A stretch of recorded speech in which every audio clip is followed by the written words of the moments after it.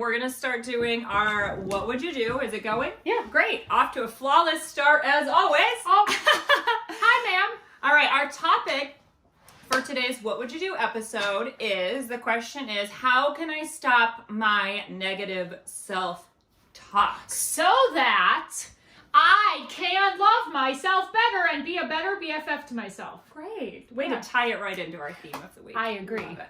Yeah, so a lot of people don't even realize that they have, excuse me, that they have negative self-talk, and I was one of them for sure, and sometimes you're just like operating at this default mode. So if you're not intentionally climbing your way out of the conditioning that's been in your brain about you being unworthy of all that you desire, then you're in the default mode, and that negative self-talk keeps feeding over and over and over. And from a young age, when you first started to feel that feeling of unworthiness or not being good enough or having your needs and wants don't matter. Any third youngest children out there? Yeah, that's my earliest memory. No. But from that age, your brain just gets into these patterns of thinking, and it's like easier, just like walking in a snowfield. If you walk the same path, it's just going to be the same path. But rewiring your brain to stop those negative self-talk patterns and then incorporate new patterns is the only way to climb out of it. So realizing that you have negative self-talk really is the first step in becoming and moving through it, becoming aware of it. May I? Go right ahead. So when I first heard that this was the topic, I was like, I don't have anything to share about this because I don't say things to myself anymore that are bad. So like, I certainly used to say to myself like all the bad things about body, right kind of hair, wrong kind of height, etc. Like when I was bathing suit shopping, for example. And then I stopped myself from saying that story. I was like, I refuse to spend energy on this, because if all the women in the world spent energy on like curing cancer or solving racism instead of on, oh, my arm could be thinner, less hairy, hairier, browner, whiter, etc., then it would be all better. So I shamed myself into not doing negative self-talk anymore, which in the end, now I'm fine. Yeah. So I was like, I don't have anything to share, but I now realize there's two kinds of negative self-talk. There's the ones where you hear the words, I'm bad, I'm horrible, I'm ugly, I'm all the things. And then there's the other one, which I actually have, which is, I don't think it's negative self-talk. I think it's true that I'm not good enough to go on that panel or to serve that big client. I'm telling myself you're not good enough to be that person because I think it's true. And that's also negative self-talk. Yes, and that's hidden negative self-talk. I know. Which, when you're like, I don't have a thing about negative self-talk except for all of the thoughts that are holding me back from my ultimate potential. Right. But yeah, so that's how you can tell. That's the litmus test. Absolutely. So what's the litmus test? Do I have negative self-talk? The answer is yes, because everyone does. Yeah. But the caveat to that is, am I taking these negative self-talk thoughts that just pop up, because that's what thoughts are. They just pop up. Thank you. We're going to need to look in camera too. Am I taking these thoughts that just pop up? Am I grabbing them, believing them, and then feeling them in my body, and then creating a new belief based on those thoughts? And that's where the problem was. So stopping negative self-talk isn't necessarily the focus. It's seeing it for the bullshit that it is. And the bullshit that it is a lifetime of conditioning of everyone telling women, telling people that we're not good enough. Life under the patriarchy tells everyone, men included, that we're not good enough, that we only need to look like this magazine person, that we need to age this certain way, that we need to have this type of career and be this type of super mom and do this. So obviously your brain is like, you're not good enough, right? Because it's just spinning in that hamster wheel forever. So recognizing that those thoughts that pop up, they're not your own thoughts. Like, you truly would not think bad thoughts about your actual self. Those are just the layers upon layers upon layers upon layers of practice thoughts about yourself.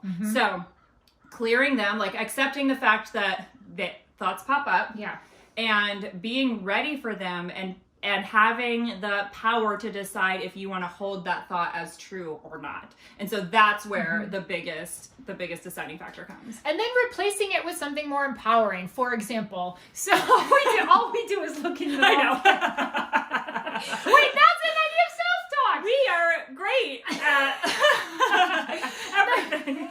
So that's what I was actually going to talk about is replacing. So you take out the I'm horrible thought, but you have to replace it with something better. Yeah. But you have to replace it with something better that's believable. Yeah, exactly. So like we're great at looking in the right camera. I don't believe because we've never done it right. But like we've sometime learned a new thing. We can learn to look in the right camera. Yeah, is the truth. Also, we're great even though we don't look in the right camera.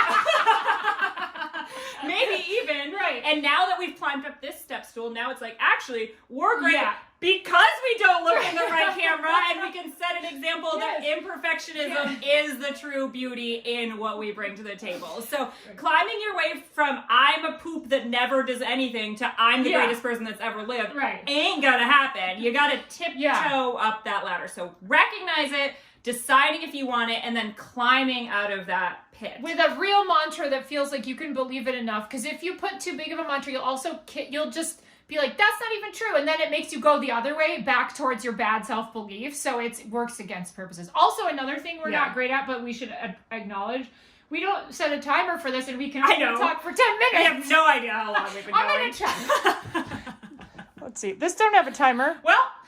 Oh, yes. 6. Okay. I don't know. Well, negative self-talk. I can tell. Any final thoughts? Yeah. 3 minutes worth of final thoughts. I don't think we said 6 minutes. Okay. Well, also, some tips are to do this daily. So having a daily practice where both you're catching your negative thoughts, which those are based in unworthiness or fear or doubt, catching those and replacing them with something that's believable to start training your brain into actually being your own best friend. And then also adding more joy and pleasure and love to yourself, because it's one thing to just climb out of having like a hater as your best friend. Yeah. But also then you gotta be your real best friend who draws yourself a bath, who schedules yourself a sexy tantra solo massage on Zoom just in case anyone who... A massage. That's an extra special massage. Oops, camera 2. Oh my God. Lastly, self-acceptance. Well, I was going to say self-acceptance is when, if you showed up on here today and you had even one thought of like, maybe I'm supposed to do something different. I feel bad because I didn't talk. Was I supposed to do anything? Any thoughts of was I supposed to do different? Yeah. Is a negative thought. Because it just means maybe I'm supposed to be someone else. Maybe I am judging myself right here. Just until you're showing up just as is. Right. And you're just like, this is what I have to offer. And you're not thinking, what are other people thinking? You still got the negative thoughts. Right. And accepting yourself in the present moment just by showing up and being that person, but also in the past. So accepting yourself for your past behavior, whether it's a day ago or 10 years ago, carrying around that old shame, that old guilt, that old whatever it is, those old dusty ass stories. Camera 2. Those are bringing in more negative thoughts into your mind. So they're like a magnet for future negative thoughts. So doing the work to heal and release those negative thoughts and stories is super important as well. Absolutely. So in conclusion, go right ahead. She said,